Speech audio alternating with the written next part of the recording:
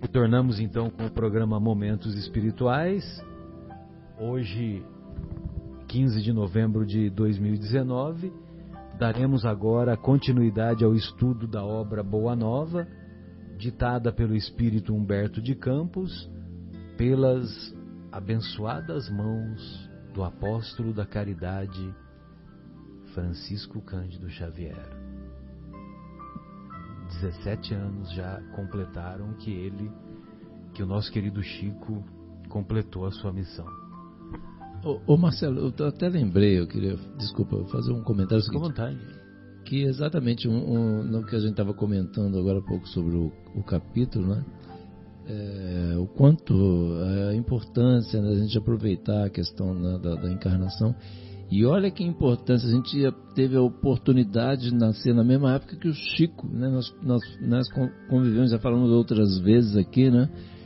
Que coisa importante que foi isso aí, a gente ter, né, acesso, igual a senhora falou, quanto aos que mais, né, aos que mais receberam, né? Que receberam auxílio, deles mais será cobrado, né? Então, assim, nós recebemos muita coisa e foi uma oportunidade maravilhosa, né? Ter esse contato com o Chico. E a nossa querida Sônia conheceu o Chico face to face. Que legal. O Chico conta aí então, Sônia, conta aí pra gente. É bem interessante, né? Diz que o universo leva a gente põe um pensamento e o universo traz, né? Eu tinha acabado de ler a biografia dele e fiquei encantada com a biografia do Chico. O Giovanni, eu acho que nem tinha nascido nessa época ainda, o meu filho mais novo, que já está com 22 anos. E eu falei, puxa, eu gostaria de conhecer Minas, gostaria de conhecer o lugar do Chico, né? Onde que o Chico estava trabalhando, que não era mais Pedro Leopoldo, né?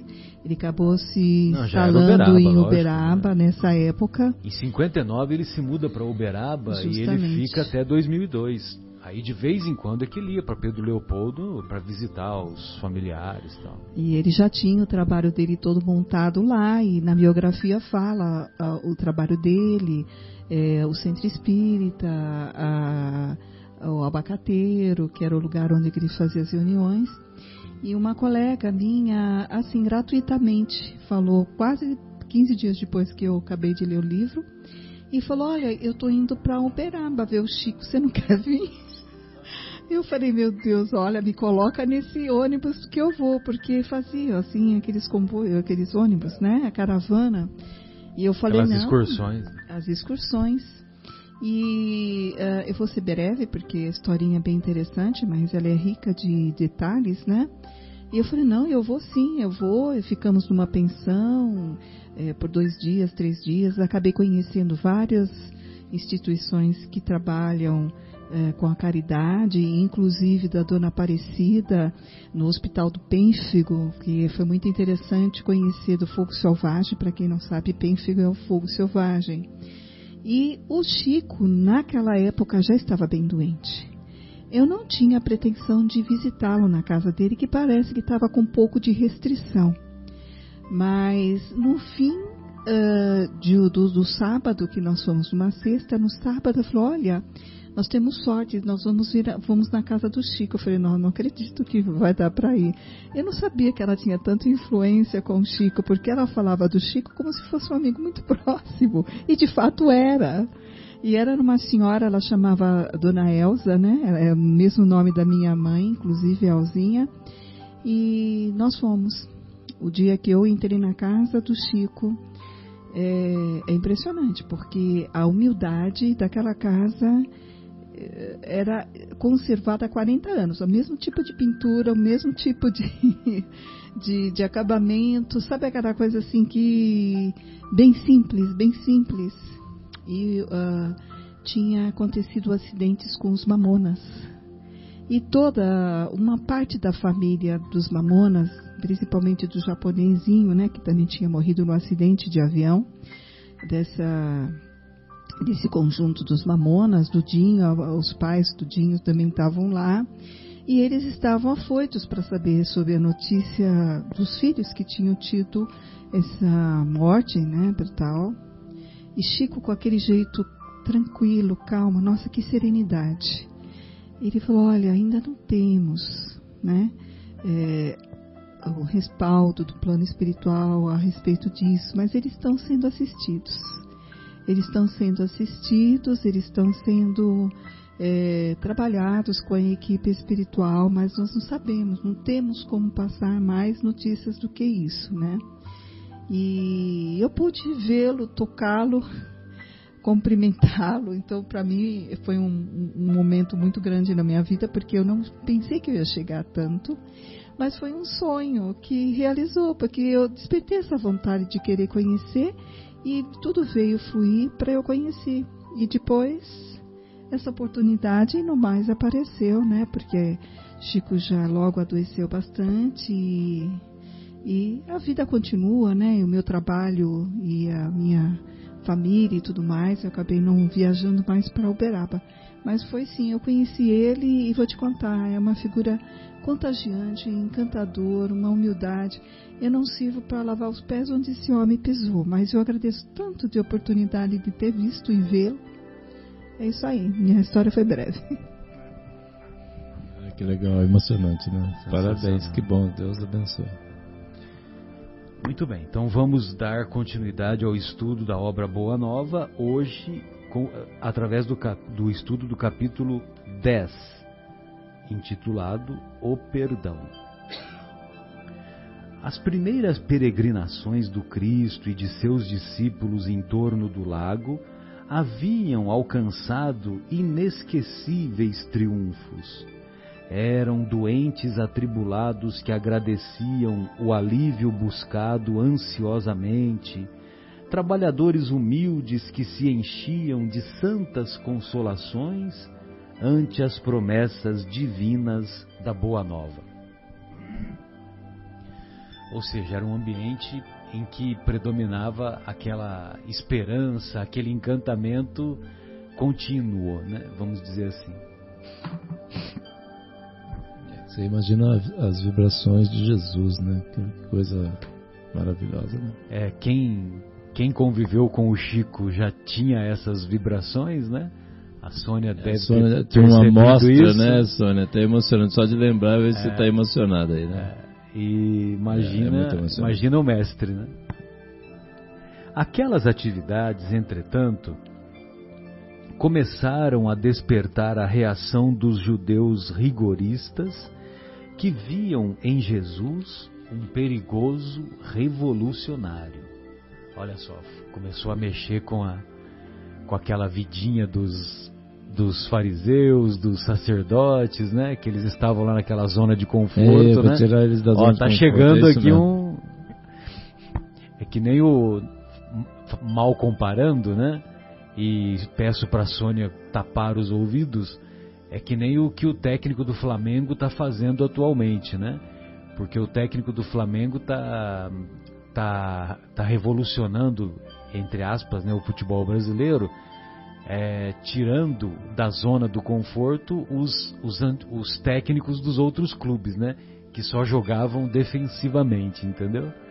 Evidentemente que eu falei mal comparando, e espero que a Sônia tenha tapado os ouvidos. Aquelas atividades, entretanto, começaram a despertar a reação dos judeus rigoristas, que viam em Jesus um perigoso revolucionário. O amor que o profeta Nazareno pregava vinha quebrar antigos princípios da lei judaica. Os senhores da terra observavam cuidadosamente as palestras dos escravos, que permutavam o imenso júbilo proveniente das esperanças num novo reino que não chegavam a compreender. Os mais egoístas pretendiam ver no profeta generoso um conspirador vulgar que desejava levantar as iras populares contra a dominação de Herodes. Outros presumiam na sua figura um feiticeiro incomum, que era preciso evitar. Então, aqueles que estavam incomodados com a presença do Mestre, eles viam em Jesus um revolucionário, e também outros o viam como um feiticeiro invulgar, olha só. E evidentemente que por sua vez os seguidores, né, os escravos que assistiam às palestras de Jesus, ficavam todos encantados porque viam naquelas palavras uma esperança, uma vida nova num outro reino. Provavelmente eles compreendiam que era um reino, meu reino não é deste mundo, e sim no mundo espiritual. Mas isso já lhe dava já davam aos escravos um conforto e uma esperança muito maiores. Foi assim que a viagem do Mestre a Nazaré redundou numa excursão de grandes dificuldades, provocando de sua parte as observações quase amargas que se encontram no Evangelho com respeito ao berço daqueles que o deveriam guardar no santuário do coração. Não foram poucos os adversários de suas ideias renovadoras que o precederam na cidade minúscula, buscando neutralizar-lhe a ação por meio de falsas notícias e desmoralizá-lo, argumentando com informações mal alinhavadas de alguns nazarenos. Se todos nos recordarmos, basta pegar o Evangelho, eu não me lembro se é no Evangelho de Mateus, eu acho que é no Evangelho de Mateus, que Jesus vai fazer uma pregação lá em Nazaré, onde ele cresceu, e lá em Nazaré ele chega lá na sinagoga, faz a pregação, e as pessoas começam a atacá-lo. E colocaram ele, expulsaram-no da cidade. Imagina, né? Onde ele cresceu, onde tinha certamente alguns amigos dos seus pais, etc., né? Afinal de contas, Nazaré naquela época era uma comunidade muito, muito simples, muito pequena. E a ameaça foi tanta que por pouco ele já não foi morto ali mesmo. Olha só o nível que chegou. E certamente o evangelista até escreve, né, que como não era chegado a sua hora, ele conseguiu, vamos dizer assim, se livrar daquela situação embaraçosa, né? Jesus sentiu de perto a delicadeza da situação que se lhe criara com a primeira investida dos inimigos gratuitos de sua doutrina, mas aproveitou todas as oportunidades para as melhores ilações na esfera do ensinamento. Então, não tinha conversa, né? Nós vamos observar ao longo da passagem do Mestre que ele não desperdiçava oportunidades de ensinamento, oportunidades pedagógicas. E no parágrafo anterior, você repara lá que assim, o pessoal do contra, né, vamos dizer assim, lá, buscando neutralizar-lhe a ação por meio de falsas notícias e desmoralizar. Já tinha fake news lá naquela época. Já tinha fake news, exatamente o que eu pensei. Você vê que assim, e desmoralizar, né? Que são sempre as mesmas estratégias, né? A mesma coisa. A estratégia das trevas é a mesma. Absolutamente. A desmoralização e as falsas notícias. Impressionante, bem lembrado, viu, João? Você vê como que o evangelho é atualíssimo, né? Eu estava exatamente pensando assim, o quanto é atual, ou melhor, o quanto nós continuamos, né, fazendo as mesmas coisas, né, o espírito humano, né, lá no fundamento, lá na raiz do problema, é a mesma coisa, né? Quer dizer, a gente parte sempre para aqueles caminhos, né, enganosos lá e se apaixona por ideias, né? Isso era paixão, a zona de conforto, como o Marcelo fala, de pra gente, a pessoa não quer, se alguém está indo lá tirar ele da zona de conforto por paixões, por ideias, e aí é o título da lição, é o perdão, né? Quer dizer, aí quem vai mexer lá vai arrumar um inimigo. Para inimigo, a única solução é o que? É o perdão, né? Exatamente, bem lembrado. No entanto, o mesmo não aconteceu a seus discípulos. Filipe e Simão Pedro chegaram a questionar seriamente com alguns senhores da região, trocando palavras ásperas em torno das edificações do Messias. Ó, os bastidores do acontecimento, né? Esses bastidores a gente não sabia, né? Você vê, ó, o Simão e o Pedro, o Filipe e o Simão Pedro foram trocar impropérios com alguns senhores da região. As gargalhadas irônicas, as apreciações menos dignas, lhes acendiam no ânimo propósitos impulsivos de defesas apaixonadas. Então, quer dizer, eles não suportavam, né? O Simão e o Filipe estavam falando mal do mestre. Ficavam incomodados, tá certo. Pavio curto, né? Como diz a Sônia. Como disse a Sônia. Não faltavam os que viam no Senhor um servo ativo do espírito do mal, um inimigo de Moisés, um assecla, um partidário de príncipes desconhecidos ou de traidores ao poder político de Antipas. Antipas é o Herodes, né? Herodes Antipas. Então, como Jesus chegou com a sua doutrina, aí os inimigos já consideravam que ele era tudo isso, né?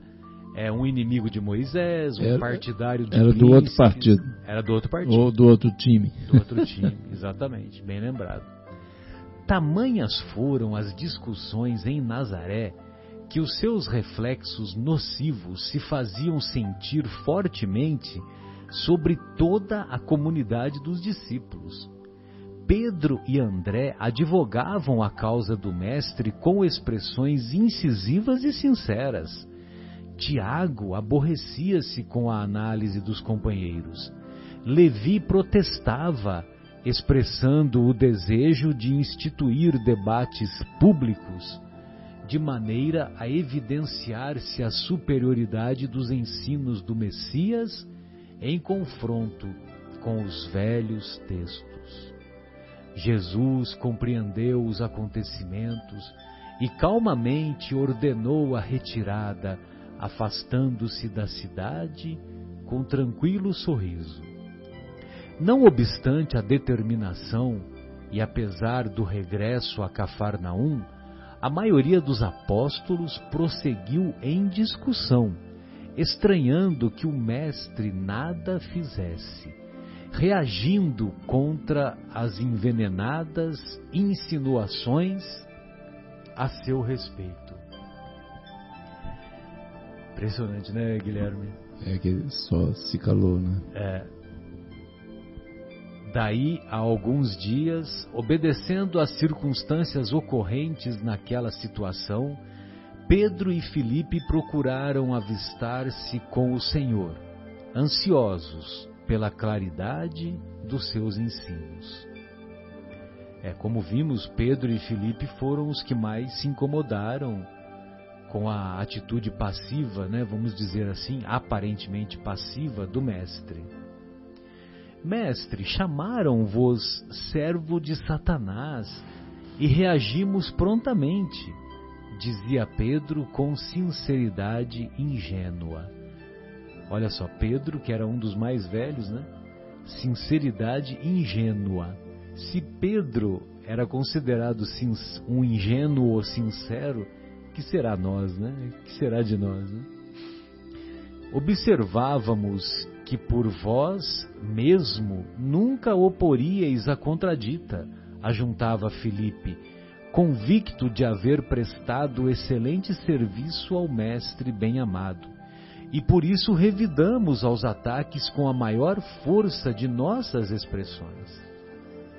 Não obstante o calor daquelas afirmativas, Jesus meditava com uma doce placidez no olhar profundo, enquanto os interlocutores o contemplavam, ansiando pela sua palavra de fraqueza, ou melhor, de franqueza, ansiando pela sua palavra de franqueza e de amor.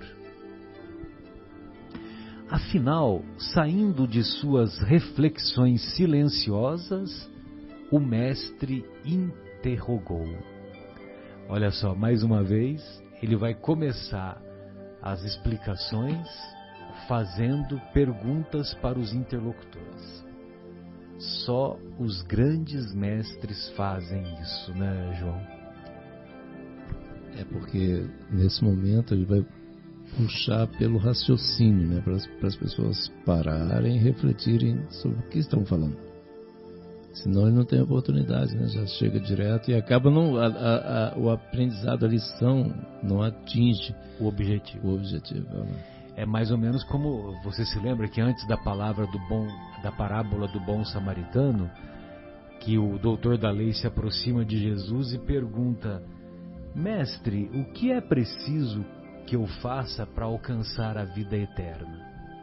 Aí Jesus responde com outra indagação, né? O que está escrito na lei? Como lês? Ele faz duas perguntas, né, para o doutor da lei. Pois não, Sônia, desculpe. Até esse momento a gente presencia duas atitudes, né? Todos os discípulos, os apóstolos, emocionalmente abalados, queriam refutar e contestar todos os ataques, né, ao mestre querido, com certeza na defensiva, e o comportamento racional do mestre, porque o mestre ele não se deixou envolver nos sentimentos de revolta.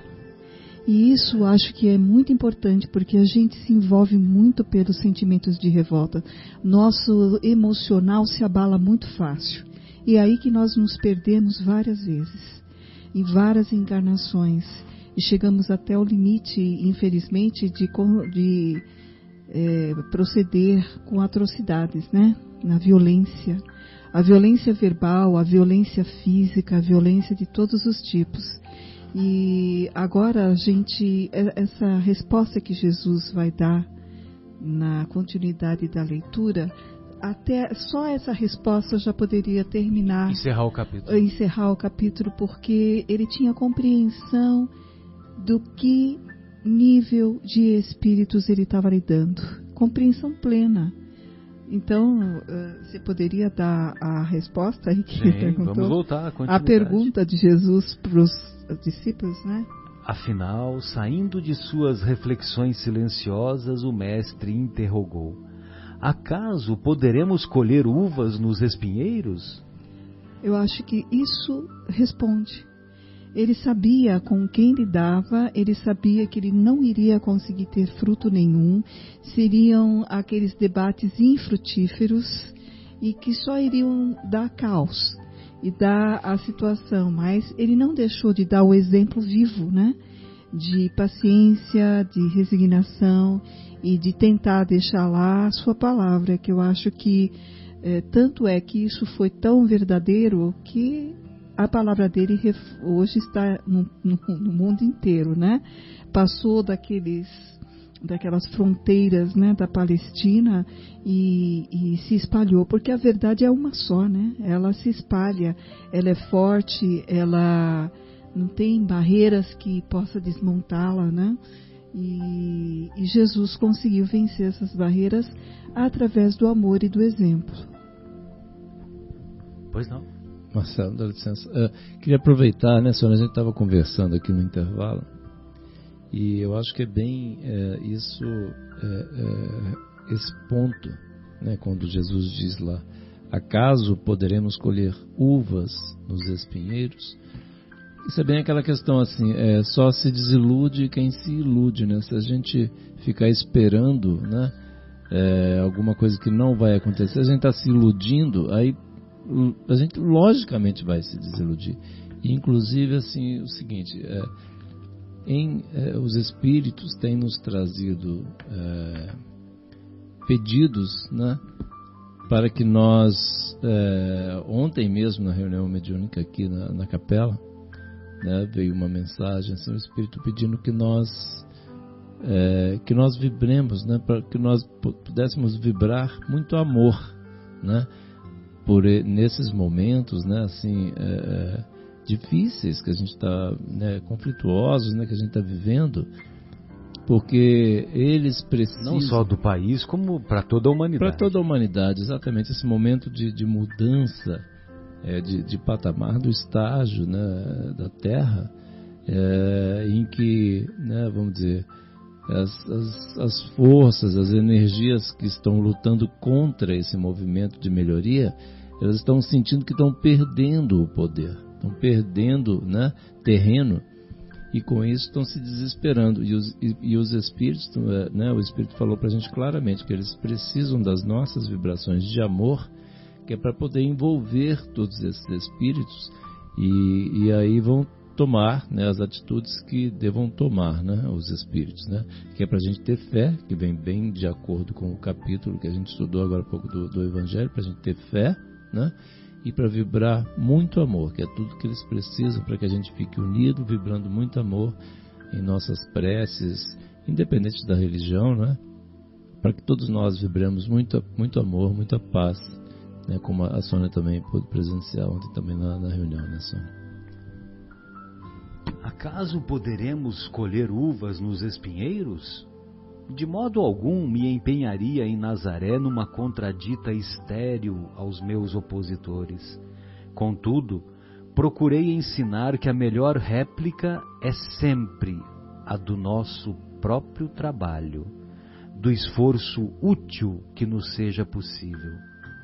Nesse particular, não deixei de operar na minha esfera de ação, de modo a produzir resultados à nossa excursão à cidade vizinha, tornando-a proveitosa, sem desdenhar as palavras construtivas no instante oportuno. De que serviriam as longas discussões públicas inçadas de doestos e zombarias? Doestos e zombarias? Ao termo de todas elas, teríamos apenas menores probabilidades para o triunfo glorioso do amor e maiores motivos para a separatividade e odiosas dissensões.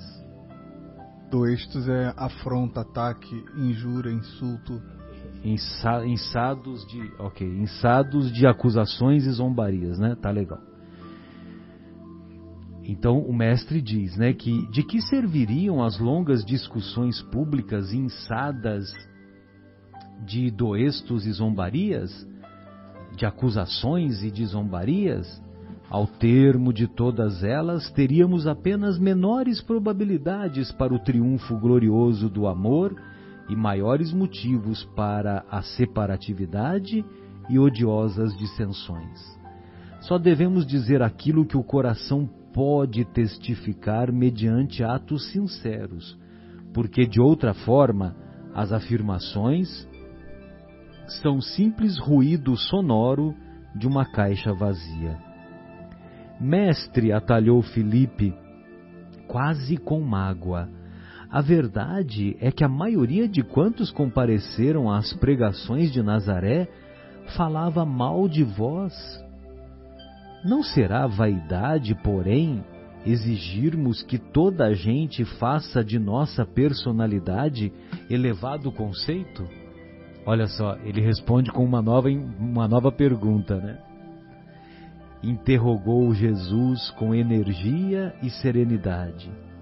Nas ilusões que as criaturas da terra inventaram para a sua própria vida, nem sempre constitui bom atestado da nossa conduta o falarem todos bem de nós indistintamente.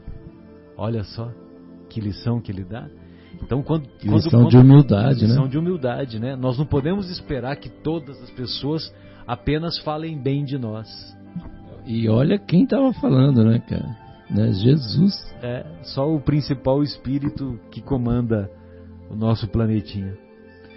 Agradar a todos é marchar pelo caminho largo onde estão as mentiras da convenção. Marcelo, é uma atrás da outra. Não, voltando um pouquinho, eu me lembrei aquele questionamento assim. Você sabe com quem você está falando? Você sabe com quem você está falando? E aqui o próprio Jesus está falando, não vamos ficar com essas pretensões que as pessoas gostem da gente. Oh, meu Deus do céu. E o Chico falava que ele não levava elogio para casa, né? Porque nós costumamos dizer, nós de nossa parte, eu não levo desaforo para casa. Aí o Chico dizia, eu não levo elogio para casa. Ele detestava quando as pessoas o elogiavam. Ele já arrumava uma desculpa, já falava que ele era cisco, que ele era um capim, né? Chico, o que vai ser do espiritismo quando você morrer? Aí ele falava, morre um capim e nasce outro. Olha só o que ele fala. Agradar a todos é marchar pelo caminho largo onde estão as mentiras da convenção. Servir a Deus é tarefa que deve estar acima de tudo. E por vezes, nesse serviço divino, é natural que desagrademos aos mesquinhos interesses humanos. Felipe, sabes de algum emissário de Deus que fosse bem apreciado no seu tempo? Mas olha que sabedoria, né? Que coisa linda. Esse Humberto de Campos é maravilhoso. Olha que sabedoria, né? A forma de expressar aí as palavras e os sentimentos, né? A sabedoria de Jesus, impressionante demais esse texto. Todos os portadores da verdade do céu são incompreendidos de seus contemporâneos. Portanto, é indispensável consideremos que o conceito justo é respeitável, mas antes dele necessitamos obter a aprovação legítima da consciência dentro de nossa lealdade para com Deus. Dentro de nossa lealdade para com Deus. Mestre, obtemperou Simão Pedro, a quem as explicações da hora calavam profundamente. Nos acontecimentos mais fortes da vida, não deveremos então utilizar as palavras enérgicas e justas?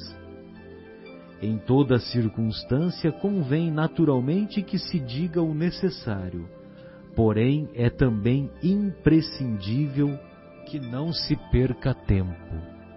Olha só, ao não responder para os habitantes lá de Nazaré que o maltrataram, ele simplesmente não quis perder tempo. Ele disse lá atrás, né, que a discussão seria árida, né? Quer dizer, não ia resolver nada, era simplesmente perda de tempo. Resumindo, né? Perda de tempo, né, Sônia? Jesus tinha uma visão, né? Ele era um visionário, com certeza, pelo estirpe de espírito que ele é. Ele compreendia que ele tinha uma visão de qual é o final dessa história. Então ele não deu pano para a manga, né? Como diz por aí. Ele simplesmente interrompeu porque ele sabia que seria uma discussão estéril.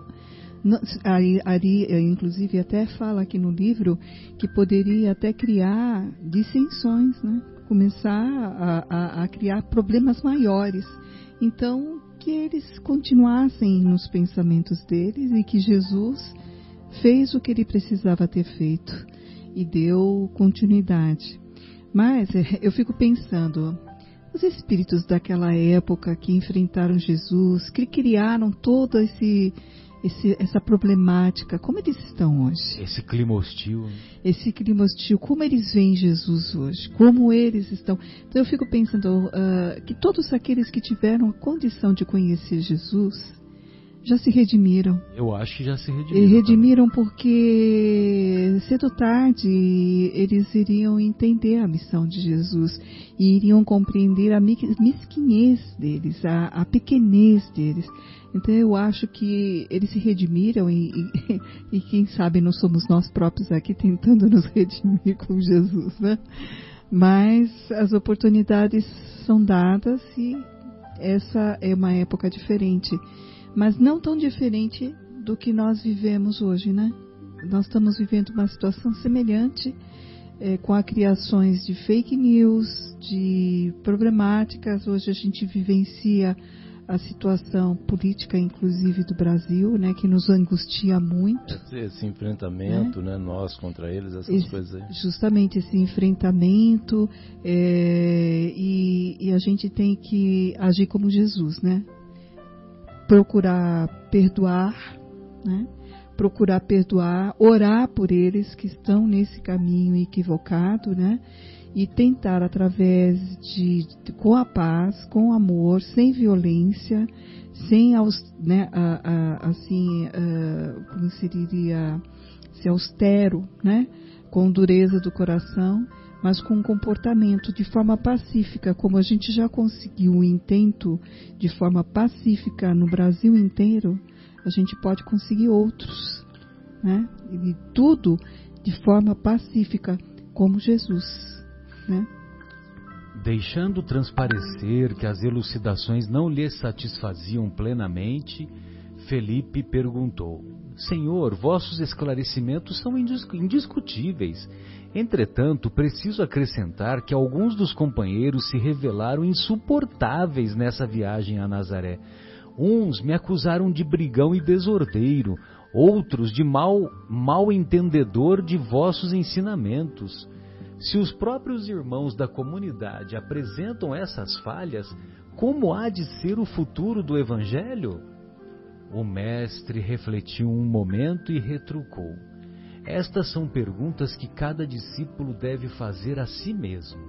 Todavia, com respeito à comunidade, Felipe, pelo que me compete esclarecer, cumpre-me perguntar-te se já edificaste o reino de Deus no íntimo do teu espírito.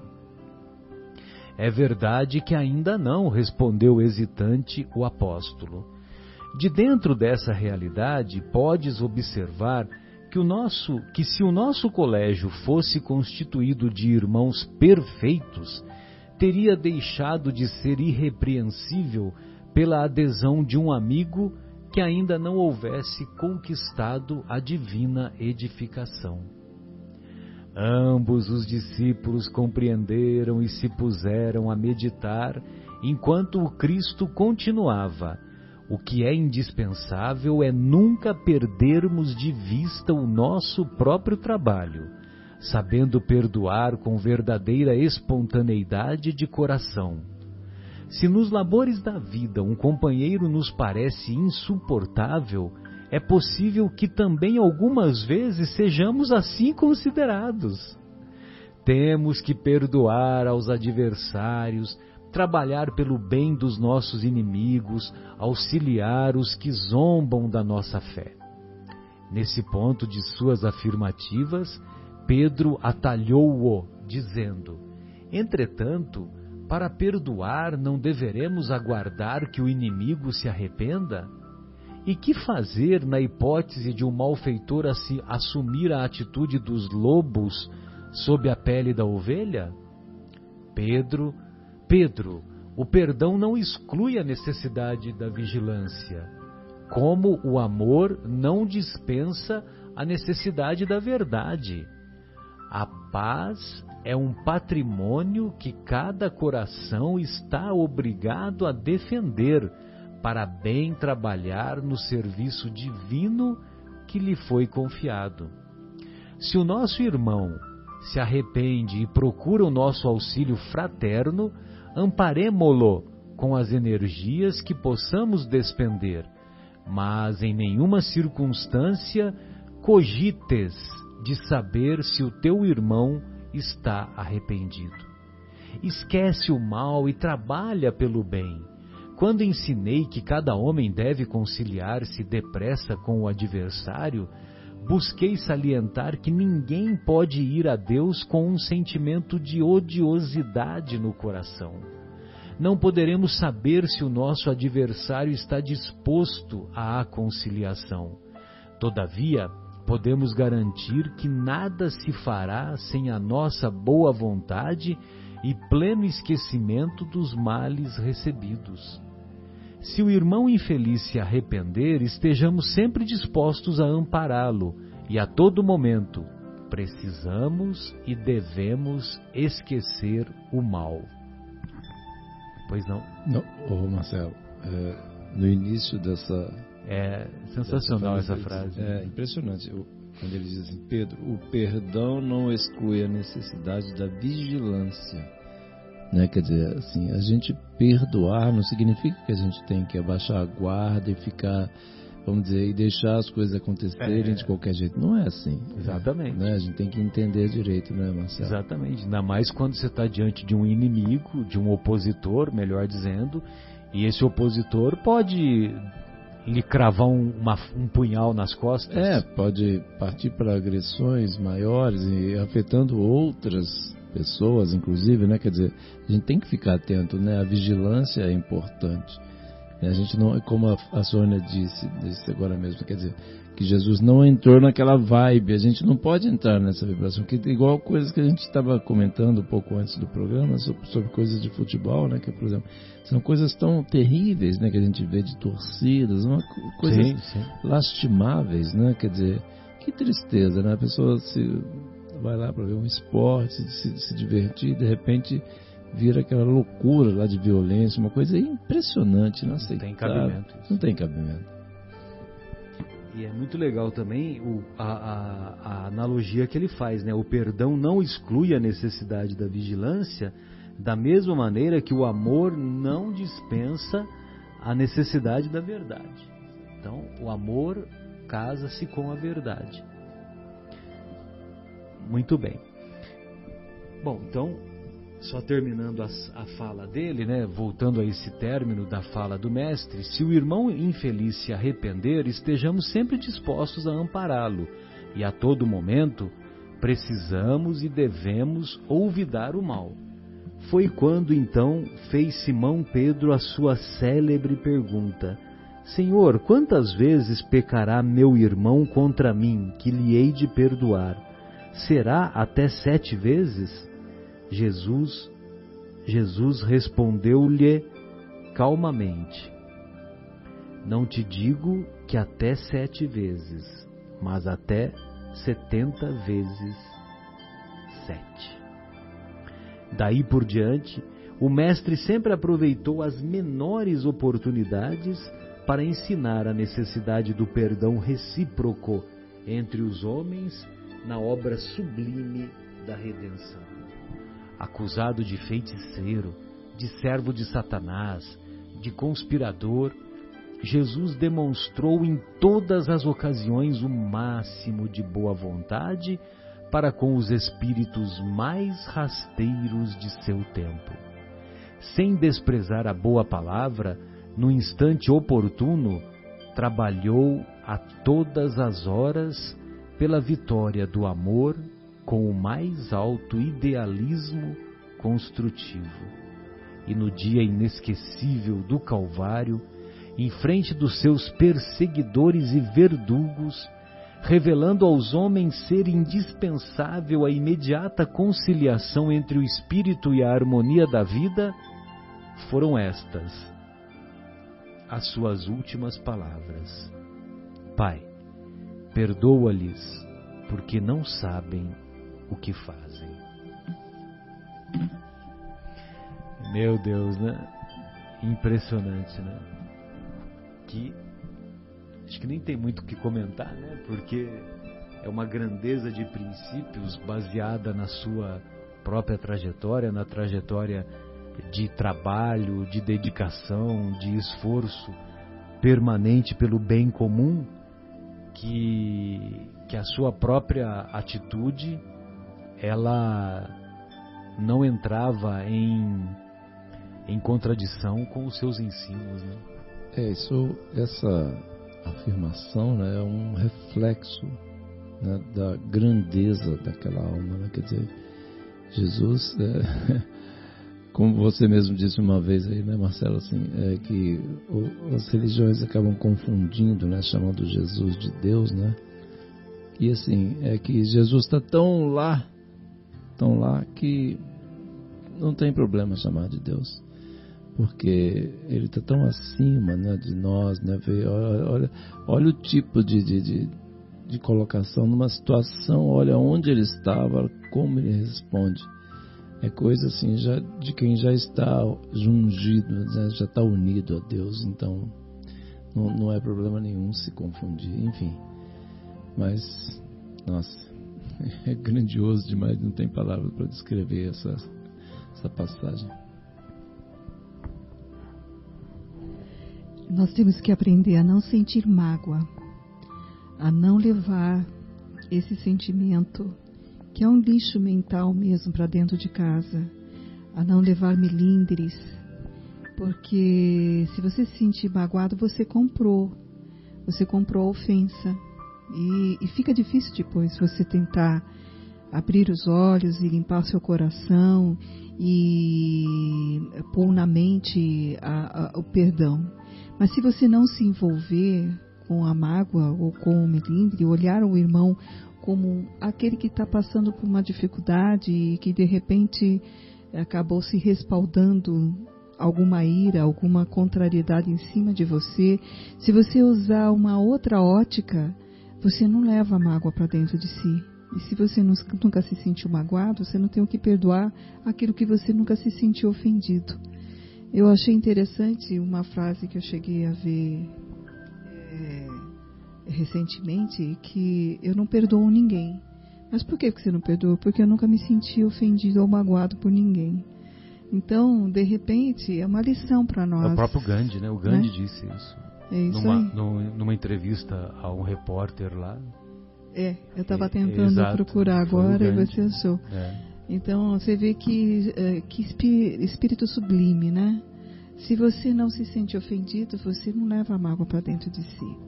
Então, o perdão é também não se deixar envolver pela situação que te deixe ferida. Então, o que a gente deve fazer? Trabalhar, é um trabalho interior constante. É um trabalho interior constante, e a melhor posição de entendimento é se colocar no lugar do seu opositor. O que eu faria se eu estivesse no lugar dele?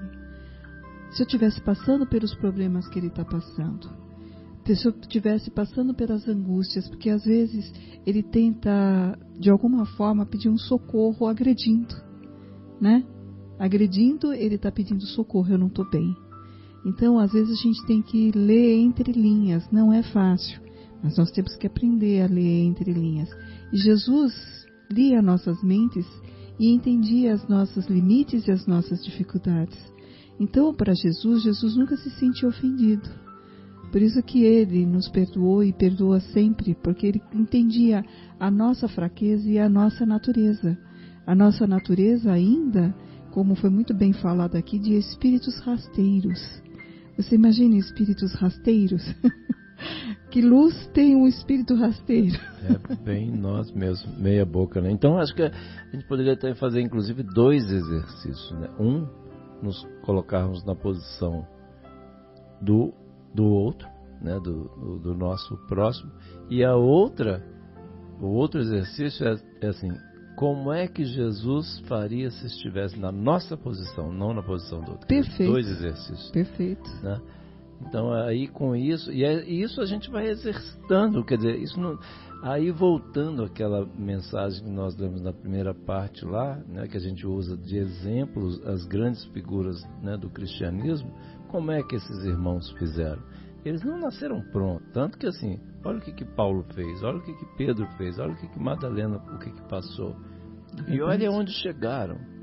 E não tinha milagre, não existe milagre, existe decisão, né, persistência, sofrimento e a busca incessante de melhoria. Então assim, a gente precisa fazer, né, e temos que exercitar.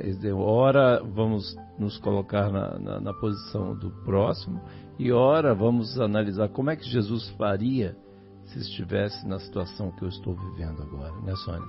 É verdade, porque se a gente colocar na posição do próximo, a gente desarma. Ele está frágil, perdeu o emprego, está numa situação talvez financeira caótica, problemas familiares, de saúde, e às vezes o comportamento não é pedir ajuda, é ser agressivo, né? A gente percebe que uma criança não está bem quando ela fica agressiva. e a gente vai buscar, sempre tem alguma coisa errada. A criança agressiva, lá fora, ela está presenciando algo dentro da comunidade dela, do meio dela, e que ela tenta dar um grito de alerta. E a gente fala, nossa, que menino mal educado, ou que menina mal educada, de onde que veio essa educação? Ou a gente poderia fazer um outro questionamento, o que está acontecendo para essa criança reagir dessa forma? Por que ela está assim? Algo não está bem.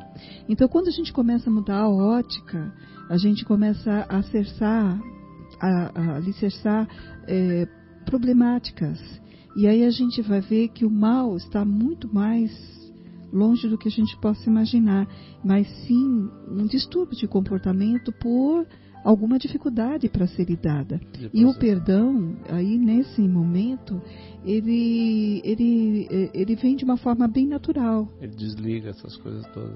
Justamente, desliga, né? E aí, por exemplo, tem uma outra coisa que eu estava pensando aqui também, rapidamente, Marcelo, para a gente encerrando aqui, caminhando para o encerramento. Mas assim, uma coisa que eu estava pensando aqui, todas essas questões, se a gente parar, por exemplo, quanta incitação às situações de violência, né, que a gente vê na mídia em geral, né, se a gente parar para pensar, quantas coisas, né, aparecem né, usando aquela coisa de um time ou do outro, né, aparecem coisas incitando a violência. E aí é uma coisa que inclusive eu tenho feito ultimamente assim, né, para me, vamos dizer, para filtrar essa questão. A hora que começa assim, eu não vejo, porque assim, isso vai despertar sentimentos ruins dentro de mim. E depois vai me dar, isso que você estava falando, aí vai me dar um trabalho enorme para eu me reequilibrar. Aconteceu outro dia, anteontem, eu estava... de repente peguei no Twitter, sei lá, uma coisa que eu peguei e li uma coisa sem querer, porque eu não estou lendo. Chega algumas coisas assim, eu já, pelo que está lendo, eu não leio. Passo, não vejo, não pego. Eu comecei a ler um pedaço. Sabe que só no dia seguinte que eu fui conseguir me reequilibrar, Sônia, amigos. Porque assim, e a gente precisa estar atento a isso. É questão da vigilância lá, né, Marcelo? A gente perdoar, mas a gente tem que estar vigilante. Porque assim... essas incitações têm sido muito frequentes, a gente, né?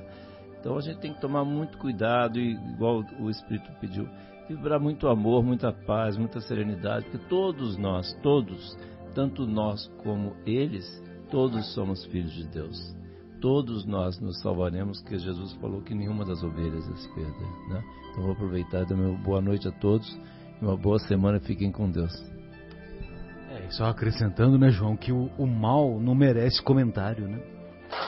Então vale a pena lógico que nós temos que como nos orienta o Paulo de Tarso, nós devemos ler de tudo e saber escolher aquilo que é útil, aquilo que é proveitoso, né?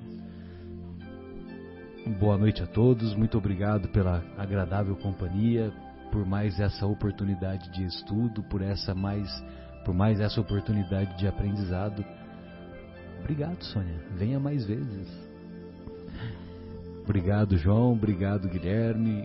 Um abraço a todos os estimados ouvintes. Um abraço, Jaime. Um abraço, Bruno.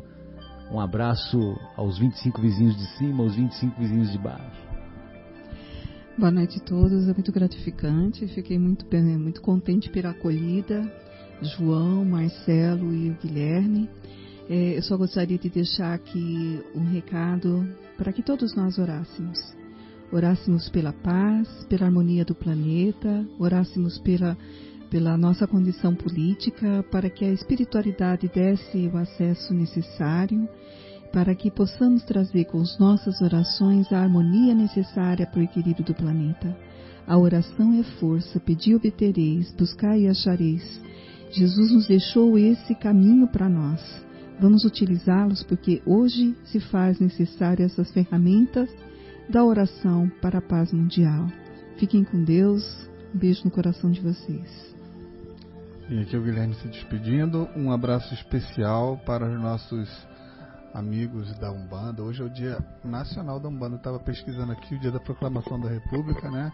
E eu estava ouvindo o programa dos nossos amigos evangélicos também anteriormente, falando da que eles estão percebendo a consolidação das reuniões, das religiões, né, em nome de Jesus, e que o movimento está muito forte, e é isso mesmo. Então a gente tem que, qualquer que seja a religião, orar, estar vigilante, ter fé, e é isso aí. Sexta-feira que vem tamo junto. Um abraço a todos. Tchau, tchau.